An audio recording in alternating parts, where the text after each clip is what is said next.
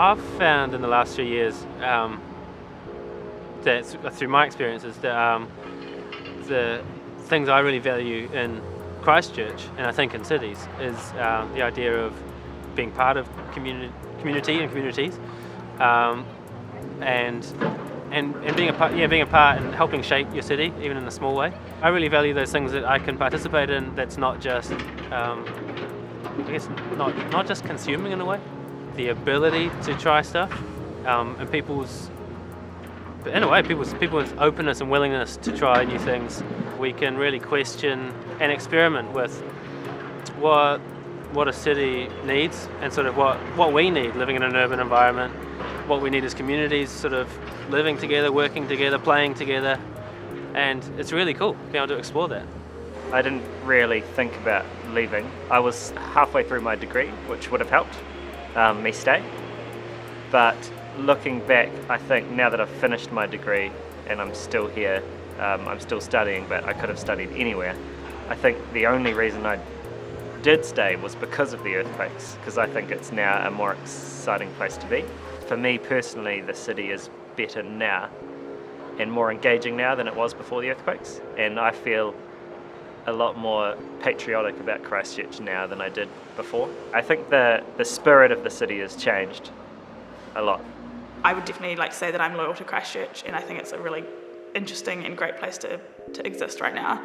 But I wouldn't say that I'm obliged to stay here. I think I'm here because I want to be here. I guess there's just a lot of people doing a lot of different things, and there's a lot more collaboration between people. I think people coming together and just being hey, let's make the most of this. Let's actually use this opportunity to do something different. I think what's valuable for me is the little creative, outside the box things that have popped up that wouldn't have otherwise, and they've come about because people are forced to think in different ways and work with people that they wouldn't have necessarily worked with otherwise. I think it's essential to feel connected to the city. You feed off other people, and that's something that a lot of cities lose, is that you just become very insular. You have your job, you have your few friends that you go out with, you might have a partner or family, but you don't really connect on a wider scale with people. And in Christchurch now we've been forced to do that because most of the initiatives that are happening are community-led. Everything that is coming from the top is too slow and is too disengaged. So I think, the community here is essential to getting by. Out of that has grown this sense of people realising there's a lot of value in helping others and being with other people. Yeah. So I think it's that idea of having communities make the place exciting. It's not the infrastructure. It's always going to be the people, and that's what I first thought when the earthquake happened. Everyone was getting really gutted about the venues, the buildings, the bars, and it's but the bar owners, the musicians, they're all still here, and they're the ones who made that a place. It wasn't the building. I mean, people always talk about how resilient Christchurch is and people in Christchurch are, but I think humans are resilient in general. If this happened to anyone, they would have just adapted and adopted. I think that's just what people do. I don't think of myself as any more resilient than anyone else who hasn't been through an earthquake. It did change my values a lot, and I put less emphasis on needing that bustling city. The definition of urbanism changed for me, and the value on community, which a lot of cities lack, became much stronger to me. I really value being able to go somewhere and it being completely different every time I go.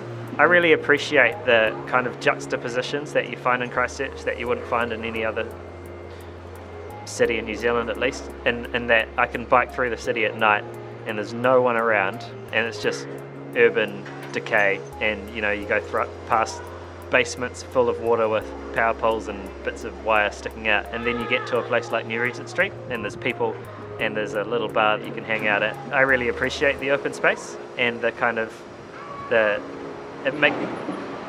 way it makes me feel, and I know I couldn't get that anywhere else.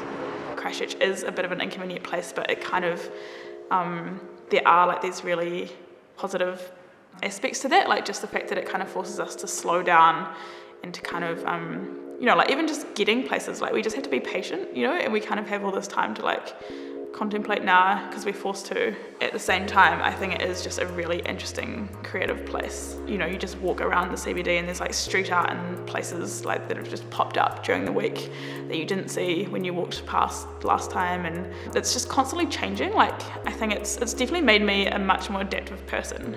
I think life in Christchurch at the moment is, for me, it feels really exciting and unexpected. New stuff's happening all the time, and temporary stuff. It's really cool. So people just trying stuff out for a day or 2 hours or a month. It's definitely the most exciting city that I can think of that I've been to in the world right now. Just because there's so much changing all the time. I never thought I would, be able to think about spaces and what I could do with them and what creative things could happen with those spaces before the earthquake. And now every space I see, every building I see, every little thing on Trade Me that I see, I think about what could go in there. And I never thought about that before the earthquake.